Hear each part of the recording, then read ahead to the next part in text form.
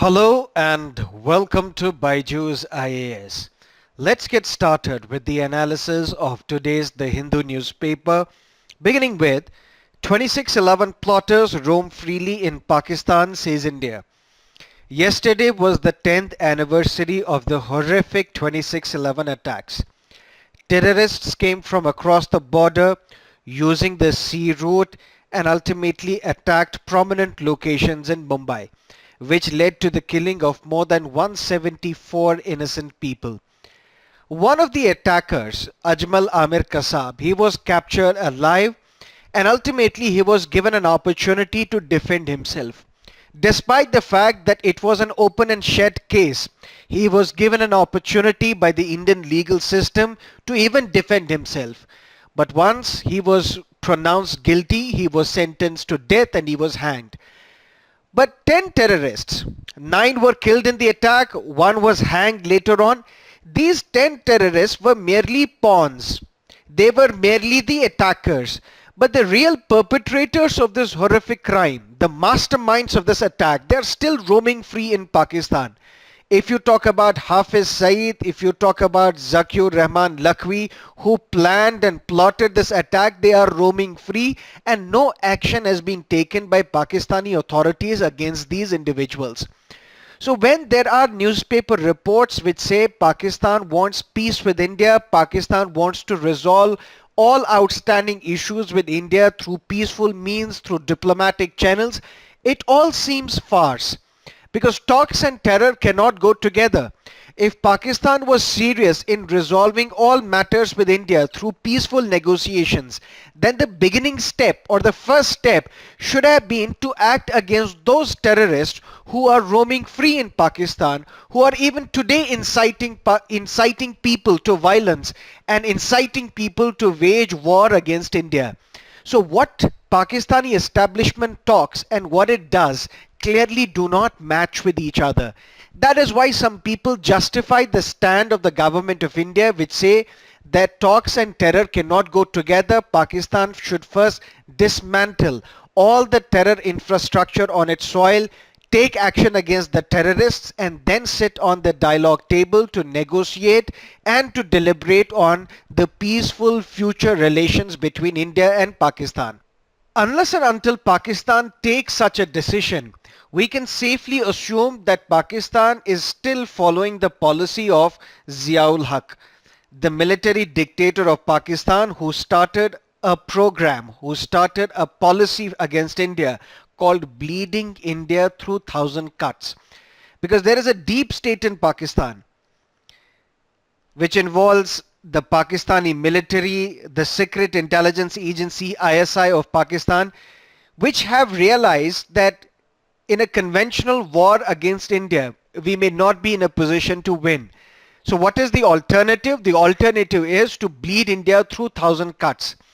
Get the terrorists trained in Pakistan, arm them with weapons, make them infiltrate across the border and carry out terrorist operations and attacks on the Indian soil. That is what was the Ziaul Haq's policy of bleeding India through 1,000 cuts. So unless and until Pakistan shows sincerity in bringing the perpetrators to justice, we can assume that they still follow the policy of Ziaul Haq, which is bleeding India through 1,000 cuts, and they don't want peaceful negotiations with India. On top of that, the Secretary of State of United States has issued a statement saying Pakistan must act and implement sanctions against the terrorists who are responsible for 2611. For example, the Lashkar-e-Toiba and the affiliates of Lashkar-e-Toiba. But there is a problem, and the problem is the hypocrisy and the duplicity of the United States of America. Going by the statement of Secretary of State, we may get a sense that United States is our friend and United States is putting pressure on Pakistan to take action against the perpetrators of 2611. But it all seems a hogwash. Why? Number one, United States failed to provide India intelligence input, which should have alerted the Indian agencies that such an attack of such a magnitude is going to take place against India. So it was the failure of the American intelligence to provide credible inputs to the Indian counterparts, informing the Indian authorities that a terrible attack is going to take place. Number one. Number two, David Coleman Headley.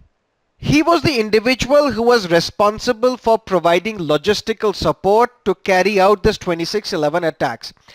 It is said that he visited India, Mumbai many a times, made friends with local people, and ultimately conducted surveys around the locations that can be used for a possible terrorist attack.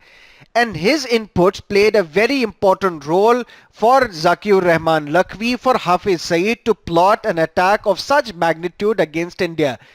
But when this David Coleman Headley was arrested by the United States authority in United States, he entered into a plea bargain.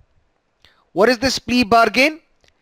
David Coleman Headley, he decided to cooperate with the US investigative agencies, provide them with sufficient information, but in return what he got? He got no death sentence. That means he will not be hanged. And second, he ensured that he will not be extradited to either India or Pakistan. That means since David Coleman Headley is a very important vital link to provide us with all the clues that are required to get into the bottom, to the root of this 26/11 conspiracy, this David Coleman Headley cannot be extradited to India despite the fact that he plotted one of the most horrific terror attacks on Indian soil. That talks about and that speaks volumes about the duplicity and hypocrisy of United States. It cannot be understood that United States intelligence agencies did not know about the terror attack that is going to take place.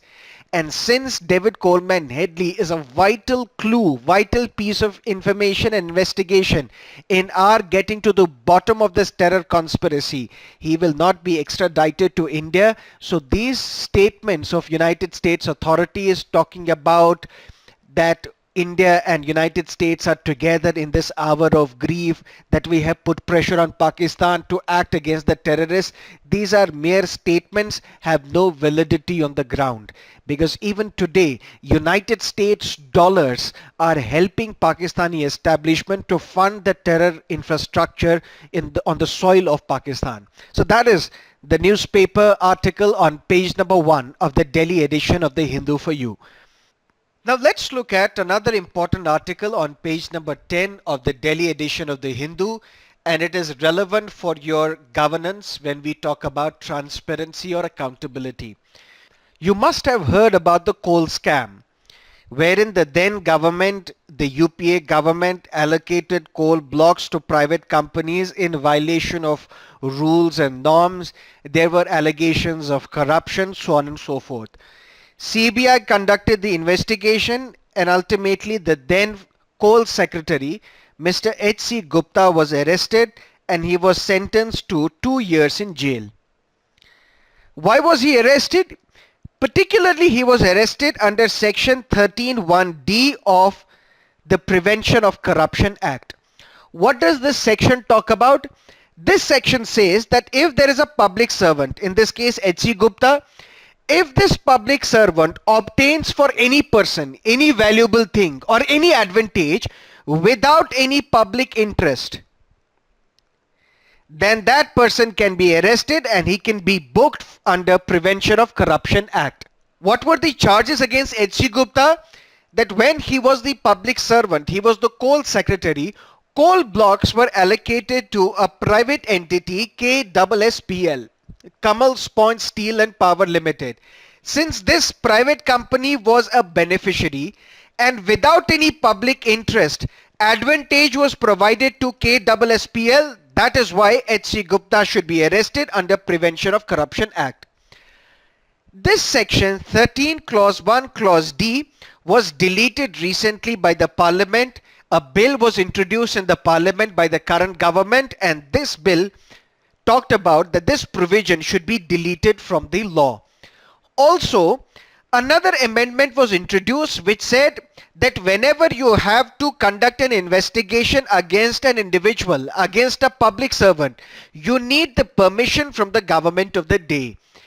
Both these provisions were challenged by noted PIL lawyer Prashant Bhushan, and now the Supreme Court has accepted this petition and a notice has been issued to the government, to the center, seeking the response of the central government on these two amendments that have been made to the Prevention of the Corruption Act. Number one, if permission of the central government is required whenever investigations are to be carried out against officials under Prevention of Corruption Act, then what happens? It leads to delay in our fight against corruption. And at the same time, one important repercussion will result. For example, I am an accused in this case. If I am accused in this case, right now, if the investigation will be carried out, tomorrow morning or tonight, I will be arrested by the police. And I will be caught by surprise because I did not get any information or any clue that I am being investigated by an authority, and today or tomorrow I will be arrested. So I was caught by surprise. Now, if tomorrow, because of these amendments, wherein you have to get the permission of the central government before an action can be taken against me, tomorrow one official of the central government will intimate me that an investigation is to be carried out against you, so you be vigilant. What I will do, I will destroy and manipulate the evidence against me.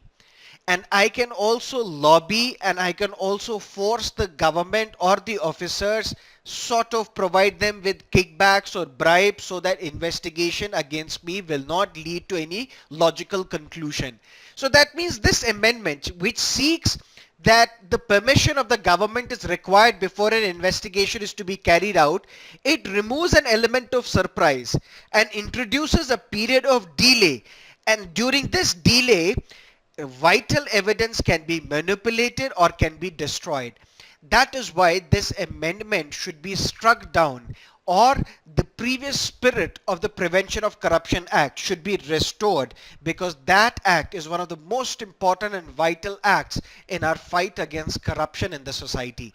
That is what you have to understand from this newspaper article. Let's look at another issue on the same page, number 10.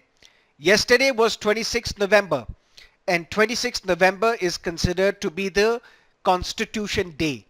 It was on this day that in 1949 the Constitution of India was adopted.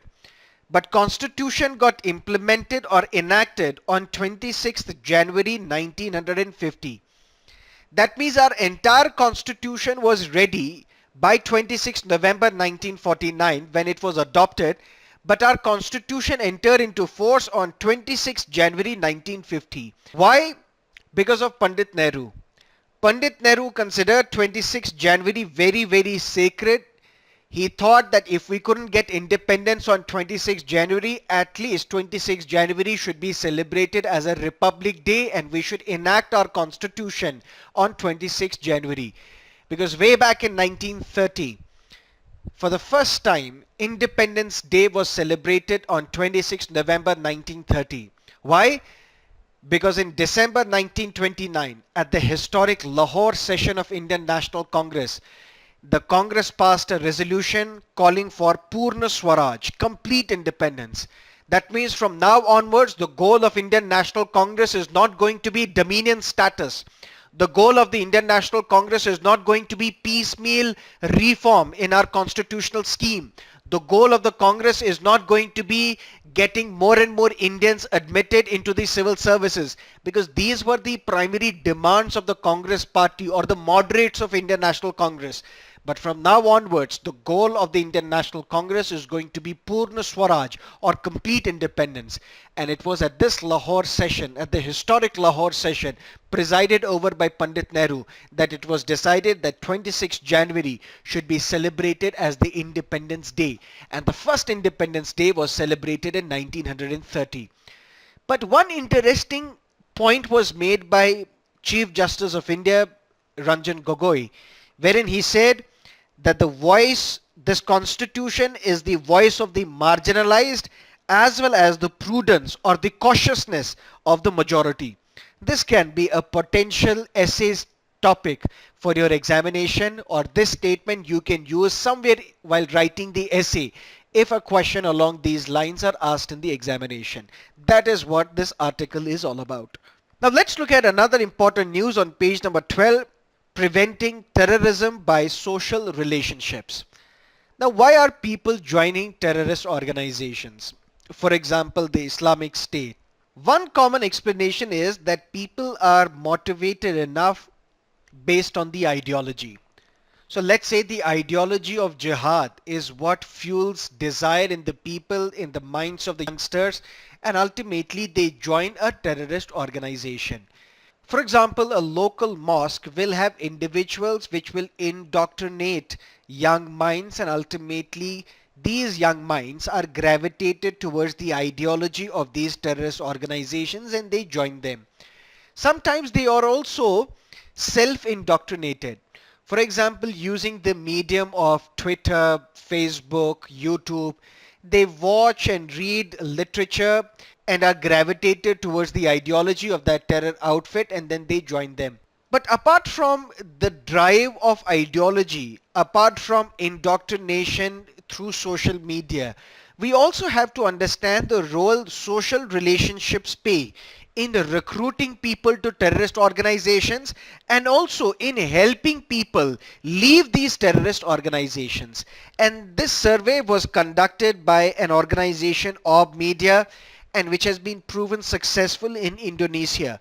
For example, in Indonesia, it is this social relationship which is helping people leave or quit these terrorist organizations. Let me give you one simple example. Today, more and more people, more and more youngsters are joining terrorist organizations in Jammu and Kashmir than ever before. What is the reason?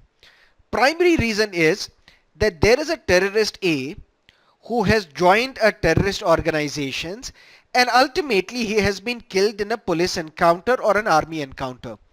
Once the dead body of this individual is retrieved, then funeral procession is going on. There will be people who may have worked with A, who may have played with A, who may have been friends with A, who may have celebrated festivals together with A. And at this funeral procession, when the tempers are high, when the passions are high, these friends, followers, well-wishers of A, they also join these terrorist organizations. That means one primary factor why more and more youngsters are joining terrorist organizations in Jammu and Kashmir is, for example, this social relationship where a dead terrorist recruits more than a living terrorist. And it is also the social relationship which is helping people to quit these terrorist organizations.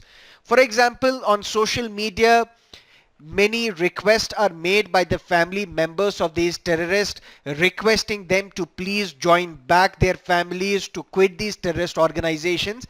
And sometimes these appeals have been turning out to be successful ones because some of these terrorists, they do pay heed to these requests by their social partners, by their families, and ultimately they return to the normal life. So this report says that globally, countries and organizations are utilizing and spending billions of dollars, but they are neglecting one important source through which we can enable and pressurize people to quit these terrorist organizations, and that is the role of these social relationships. These social relationships are potentially very powerful tool against the recruitment of the terrorists into the terrorist organizations. That is what this newspaper article is all about, and it is relevant for a topic such as radicalization that can be a potential question for your examination. Now let's look at another important topic on page number 18. NASA's InSight rover heads for 6.5 minutes of terror. Now let us look at what this newspaper article is all about. 6 months of traveling through space and covering more than 300 million miles. NASA's space mission InSight, it landed safely on the red planet, which is Mars. But what is the full form of InSight? InSight is basically interior exploration using seismic investigation, geodesy and heat transport. That is the full form of InSight. This NASA's InSight rover will operate in Mars for the next 2 years. It will try and study this red planet.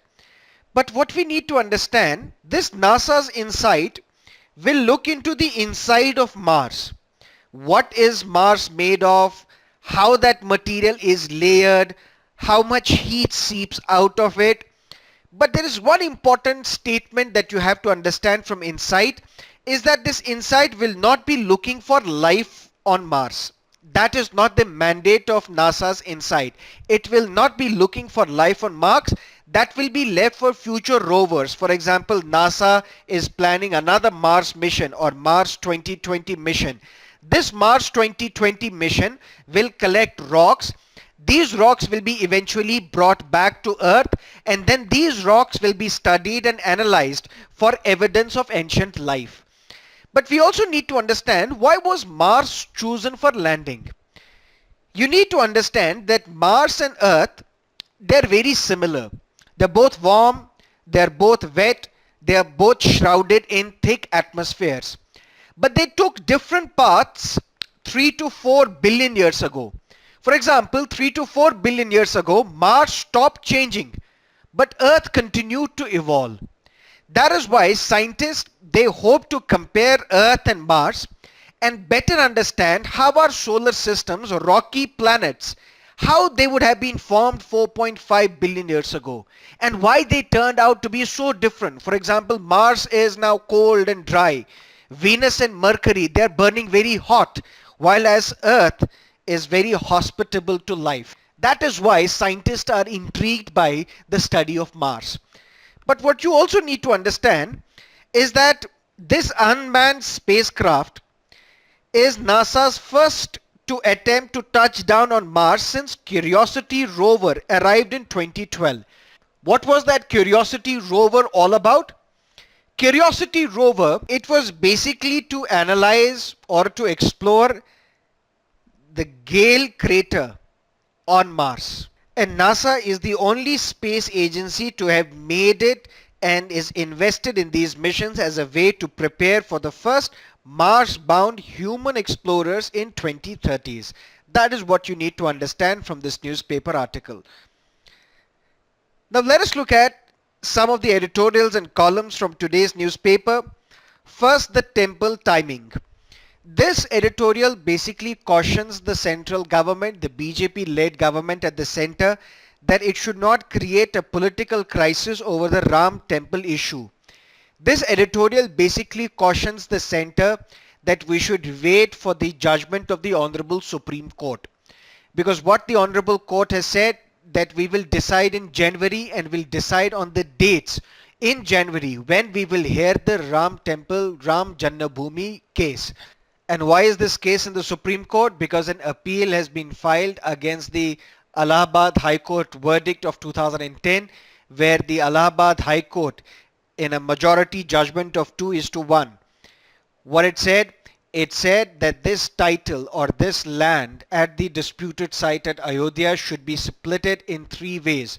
1/3 should be given to the Waqf board, 1/3 should be given to Nirmohi Akhara, and 1/3 should be given to Lord Ram Virajman. And now the Supreme Court will decide the finality of this Ayodhya land dispute.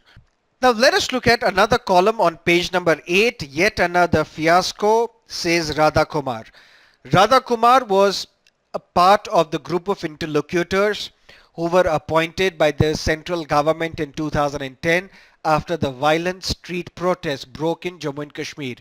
She, along with Dilip Padgaonkar and M.M. Ansari, former Information Commissioner, they were tasked to recommend some of the possible solutions that can heal the wounds of the people of Jammu and Kashmir, and that can solve some of the problems that Indian state is facing in the state of Jammu and Kashmir. In this column, Radha Kumar criticizes the recent dissolution of the Jammu and Kashmir Legislative Assembly by the governor of Jammu and Kashmir. She says that the governor has now become just like any other BJP man who has put the interest of the party above than the interest of the state or the interest of the people of Jammu and Kashmir. Radha Kumar also talks about the gains that the central government had made during the period 2002 to 2014. It was during this period that many elections were conducted in the state of Jammu and Kashmir, which were free, which were fair, and which were peaceful as well. And these elections were considered to be the most free and fair elections in the history of Jammu and Kashmir. And the violence had also declined and decreased during this period. But post 2014, according to Radha Kumar, the graph of violence is rising and it is on an increasing spree in Jammu and Kashmir. And the resultant effect is all those people during this period who were advocating dialogue, who were advocating peace, they have been driven to these sidelines. And it is the gun which is doing all the talking in the state of Jammu and Kashmir. She also talks about time to build confidence. And therein she cites the reports where the former Prime Minister of Norway is on a visit to Jammu and Kashmir. He is there on the invitation of the Art of Living Foundation head, Sri Ravi Shankar. And there he is holding talks with the hardline Hurriyat leaders such as Saeed Ali Shah Gilani, moderate Hurriyat leaders such as Mirwais Farooq. And the former Norway Prime Minister is also on a visit to the Pakistan occupied Kashmir, where he is holding talks with the representatives of the Kashmiri leadership in Pakistan occupied Kashmir. And then Radha Kumar says that it is time to build confidence. It is time that there should be revival of the peace initiatives, irrespective of whether elections are today or tomorrow. So she says New Delhi must not allow the downward spiral to continue through to the general election. That is what this newspaper column is all about. Let's look at some of the prelims based questions. Which of the following statement regarding UNESCO is correct? It seeks to build peace through international cooperation in education, the sciences and culture. Correct. Its programs contribute to the achievement of the Sustainable Development Goals. Correct. Its headquarters is in New York. No, it's in Paris. So basically only 1 and 2 are correct. Which countries border the Caspian Sea? Let's look at the map. Caspian Sea is here. It's Russia. It's Kazakhstan. So basically Russia and Turkmenistan. A is the right answer.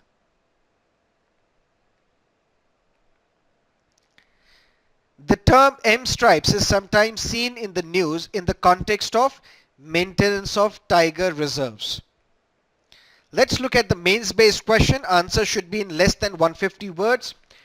That Indian democracy would benefit from having more women in the legislature. Discuss in light of demands for a women's reservation bill. There was a women's reservation bill championed by Sonia Gandhi, who was the head of National Advisory Council, the head of the UPA, United Progressive Alliance.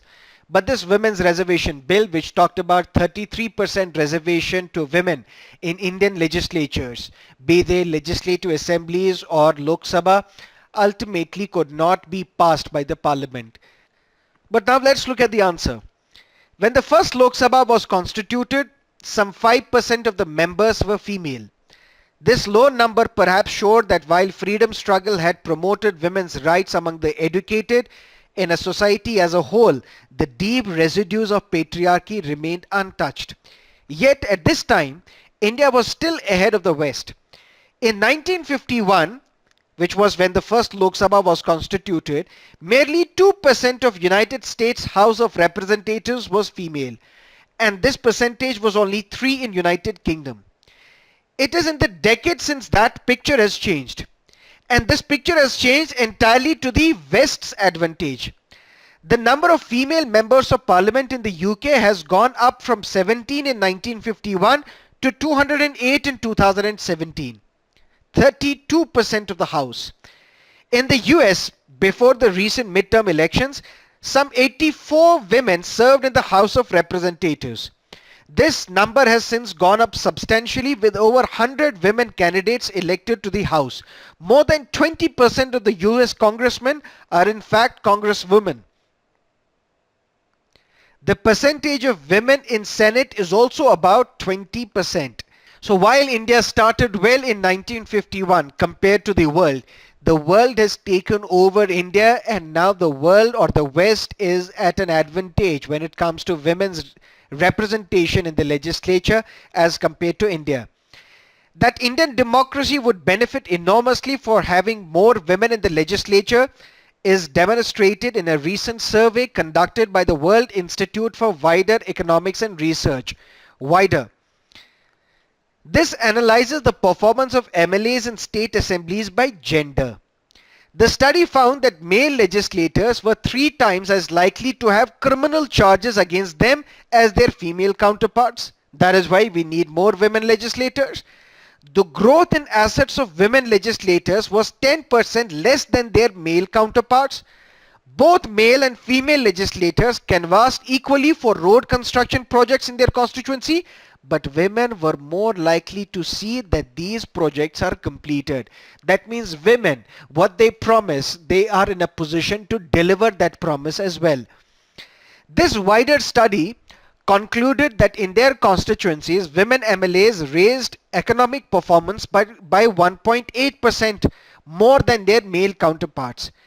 Women MLAs and MPs would fare even better in other realms, of course. For example, they would be more courteous than male MLAs. They are less likely to hector and abuse. That means they won't throw chairs at each other, they won't abuse at each other, and they are more willing to reach out to their opponents in the spirit of dialogue. And what is the conclusion? The bill for providing 33% reservation to women should be passed with the unanimous backing of all political parties to make democracy meaningful, inclusive, and responsive to the changing nature of our times. That is it from our newspaper analysis today. Thank you for being with us. Have a great day.